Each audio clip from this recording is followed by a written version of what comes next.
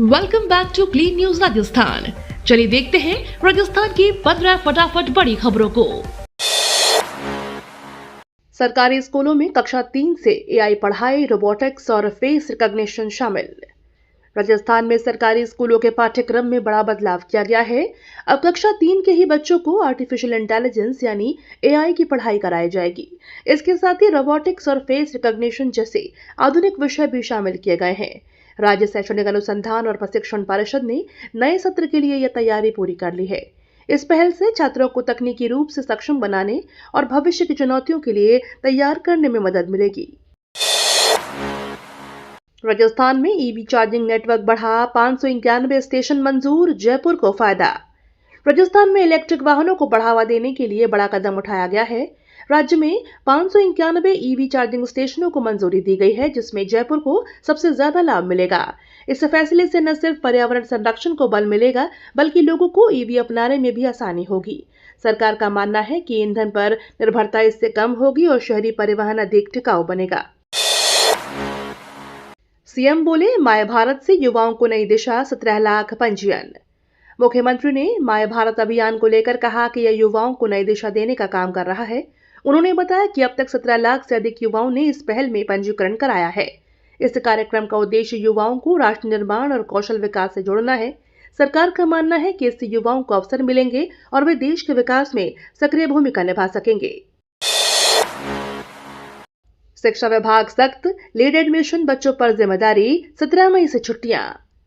शिक्षा विभाग ने साफ कर दिया है कि बच्चों की पढ़ाई में अब किसी तरह की लापरवाही बर्दाश्त नहीं होगी। लेट एडमिशन लेने वाले छात्रों को अब खुद पढ़ाई पूरी करनी होगी।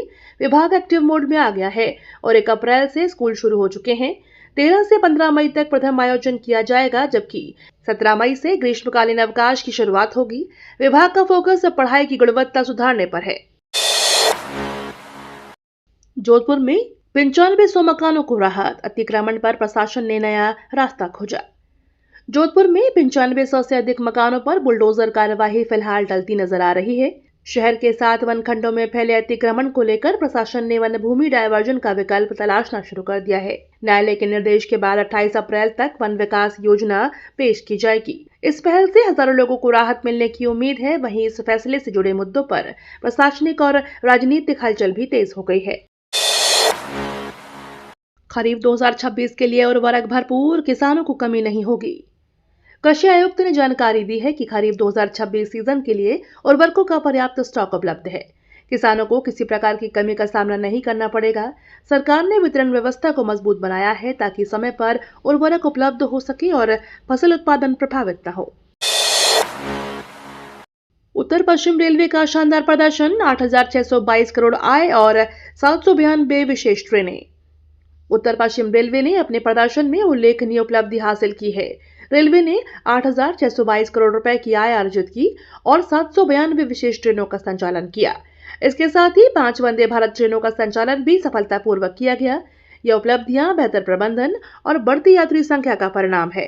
रेलवे की इन सेवाओं से यात्रियों को सुविधा मिली है और क्षेत्रीय कनेक्टिविटी भी मजबूत हुई है। जयपुर में इस महीने खुलेगा SIIC, भरतपुर में भी तैयारियां तेज। जयपुर में स्किल इंडिया इंटरनेशनल सेंटर इसी महीने शुरू होने जा रहा है। इसके साथ ही भरतपुर में भी SIIC खोलने की तैयारियां तेज हो गई हैं। इन केंद्रों के माध्यम से युवाओं को अंतर्राष्ट्रीय स्तर के कौशल प्रशिक्षण दिए जाएंगे, जिससे उन्हें विदेशों में रोजगार के बेहतर अवसर मिल सकेंगे। सरकार का उद्देश्य युवाओं को आत्मनिर्भर बनाना और रोजगार के नए रास्ते खोलना है। SI भर्ती परीक्षा स्थगित करने से सुप्रीम कोर्ट का इनकार, परीक्षा तय समय पर। SI भर्ती 2025 परीक्षा को स्थगित करने की मांग पर सुप्रीम कोर्ट ने इनकार कर दिया है। कोर्ट ने स्पष्ट किया कि परीक्षा तय समय पर ही आयोजित की जाएगी। इस फैसले से लाखों अभ्यर्थियों को राहत मिली थी जो लंबे समय से तैयारी कर रहे थे। कोर्ट के निर्देश के बाद अब परीक्षा आयोजन की प्रक्रिया तेज हो गई है और प्रशासन ने इस जरूरी तैयारियां पूरी करने पर जोर दिया है। बाड़मेर ऑयल फील्ड में हरित ऊर्जा की एंट्री, 20% बिजली नवीकरणीय। बाड़मेर ऑयल फील्ड में हरित ऊर्जा की शुरुआत हो गई है, जहां अब 20% बिजली नवीकरणीय स्रोतों से ली जा रही है। यह कदम पर्यावरण संरक्षण और ऊर्जा दक्षता की दिशा में महत्वपूर्ण माना जा रहा है। इससे कार्बन उत्सर्जन में कमी आएगी और स्वच्छ ऊर्जा को बढ़ावा मिलेगा। कंपनी का लक्ष्य आने वाले समय में नवीकरणीय ऊर्जा का हिस्सा और बढ़ाने का है, जिससे सतत विकास को बल मिलेगा। स्वभाव स्वच्छता अभियान तेज करने के निर्देश, एसीएस ने की समीक्षा बैठक। एसीएस ने समीक्षा बैठक में स्वभाव स्वच्छता संस्कार स्वच्छता अभियान को गति देने के निर्देश दिए हैं और अधिकारियों से कहा कि इस अभियान को जन जन तक पहुंचाने के लिए प्रभावी प्रयास किए जाएं। स्वच्छता को व्यवहार में लाने और जागरूकता बढ़ाने पर विशेष जोर दिया गया। भगत की कोठी और दानापुर के बीच 15 ट्रिप समर स्पेशल ट्रेन 8 अप्रैल से शुरू। यात्रियों की सुविधा के लिए भगत की कोठी से दानापुर के बीच समर स्पेशल ट्रेन चलाई जाएगी। यह ट्रेन 8 अप्रैल से संचालन में आएगी और कुल 15 ट्रिप लगाएगी। गर्मी के मौसम में बढ़ती भीड़ को देखते हुए रेलवे ने यह फैसला लिया है। इससे यात्रियों को कंफर्म टिकट मिलने में राहत मिलेगी और यात्रा अधिक सुगम हो सकेगी। रेलवे ने समय सारणी और स्टॉपेज की जानकारी भी जारी की है। जोधपुर एम्स में हंसने वाली मिर्गी का सर्जरी से इलाज शुरू। जोधपुर एम्स में अब हंसने वाली मिर्गी यानी इलास्टिक सीजर का सर्जरी के जरिए इलाज शुरू हो गया है। यह एक दुर्लभ न्यूरोलॉजिकल बीमारी है जिसमें मरीज अचानक हंसने लगता है। विशेषज्ञ डॉक्टरों की टीम ने इस जटिल सर्जरी को सफलतापूर्वक अंजाम देना शुरू कर दिया है, जिससे मरीजों को नई उम्मीद मिली है और अब उन्हें बड़े शहरों में इलाज के लिए नहीं जाना पड़ेगा। AITP परमिट अब ऑनलाइन, वाहन 60 दिन से ज्यादा बाहर नहीं रह सकेगा। परिवहन विभाग ने AITP परमिट को लेकर बड़ा फैसला लिया है। अब इसके लिए आवेदन प्रक्रिया पूरी तरह से ऑनलाइन होगी, जिससे पारदर्शिता और सुविधा बढ़ेगी। साथ ही नियम बनाया गया है कि कोई भी वाहन अपने होम स्टेट से 60 दिन से अधिक बाहर नहीं रह सकेगा। इस कदम से वाहनों की निगरानी आसान होगी और नियमों का सख्ती से पालन सुनिश्चित किया जा सकेगा। RSS कार्यक्रम विरोध पर बीजेपी सख्त, NSUI को दी कानून कार्रवाई की चेतावनी। RSS के कार्यक्रम के विरोध की घोषणा के बाद बीजेपी ने NSUI को कड़ी चेतावनी दी है। बीजेपी नेता अमित गोयल ने कहा कि विरोध अगर कानून के खिलाफ हुआ तो कार्रवाई तय है। उन्होंने पुराने मामले का जिक्र करते हुए बताया कि विनोद जाखड़ को ऐसे ही विरोध के चलते 18 दिन जेल में रहना पड़ा था। बीजेपी ने कांग्रेस पर आरोप लगाया कि वह युवाओं को टकराव और विरोध की राजनीति की ओर धकेल रही है। सुप्रीम कोर्ट सख्त, चंबल अभ्यारण्य जमीन अधिसूचना रद्द करने पर रोक। सुप्रीम कोर्ट ने नेशनल चंबल अभ्यारण्य की जमीन से जुड़ी अधिसूचना रद्द करने के मामले को सरकार को फटकार लगाई है। कोर्ट ने इस फैसले पर रोक लगाते हुए कहा कि पर्यावरण और वन्यजीव संरक्षण से जुड़े मामलों में लापरवाही बर्दाश्त नहीं की जाएगी। अदालत ने स्पष्ट किया कि अभ्यारण्य की जमीन की सुरक्षा सर्वोच्च प्राथमिकता है और इसमें किसी भी तरह की जल्दबाजी उचित नहीं है।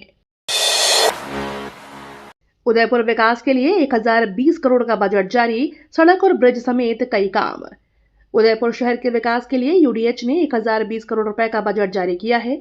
इस योजना के तहत नई सड़कों का निर्माण, ब्रिज का विस्तार और प्रमुख मार्गों का चौड़ीकरण किया जाएगा। फतेह सागर क्षेत्र में डेकोरेटिव लाइट पोल और शहर भर में LED व हाई मास्ट लाइटें लगाई जाएगी। साथ ही ड्रेनेज सिस्टम मजबूत करने और पार्कों के सौंदर्यीकरण और पर्यटन स्थलों के विकास पर भी विशेष ध्यान दिया जाएगा। हनुमान जन्मोत्सव पर निकली भव्य शोभा यात्रा, हजारों श्रद्धालुओं ने लिया हिस्सा। हनुमान जन्मोत्सव के अवसर पर स्वर्ण नगरी में श्रद्धा और उत्साह के साथ शोभा यात्रा निकाले गए। पुराने बिजली घर परिसर स्थित गजटेड हनुमान मंदिर से शुरू हुई। इस यात्रा में हजारों श्रद्धालु शामिल हुए। पूरे शहर में भक्ति का माहौल देखने को मिला। लोगों ने जगह जगह स्वागत किया और भगवान हनुमान के जयकारे लगाए। यह आयोजन धार्मिक आस्था और सामूहिक उत्साह का प्रतीक बना। बीकानेर में DGP बोले, स्मार्ट पुलिसिंग पर तेजी से काम कर रही है पुलिस। बीकानेर में DGP ने कहा कि राजस्थान पुलिस स्मार्ट पुलिसिंग को लेकर लगातार काम कर रही है। उन्होंने बताया कि तकनीक के इस्तेमाल से पुलिसिंग को और प्रभावी बनाया जा रहा है। अपराध नियंत्रण और आमजन की सुरक्षा के लिए आधुनिक सिस्टम अपनाए जा रहे हैं। DGP ने पुलिसकर्मियों को बेहतर प्रशिक्षण और जनता के साथ समन्वय बढ़ाने पर भी जोर दिया, जिससे कानून व्यवस्था और मजबूत हो सके। CP जोशी की अधिकारियों को चेतावनी, कार्यकर्ताओं के साथ ज्यादती पर होगा हिसाब। कांग्रेस नेता डॉक्टर CP जोशी ने अधिकारियों को कड़ी चेतावनी दी है। नाथद्वारा में आयोजित बैठक के दौरान उन्होंने कहा कि यदि कांग्रेस कार्यकर्ताओं के साथ किसी भी तरह की ज्यादती हुई तो उसका हिसाब जरूर लिया जाएगा। यह बयान संगठन बढ़ाओ लोकतंत्र बचाओ अभियान के तहत दिया गया। इस दौरान पार्टी को मजबूत करने और कार्यकर्ताओं के मनोबल को बढ़ाने पर भी जोर दिया गया।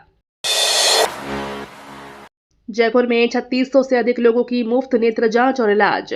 जयपुर में आयोजित स्वास्थ्य शिविर में 3600 से अधिक लोगों की निःशुल्क नेत्र जांच और इलाज किया गया।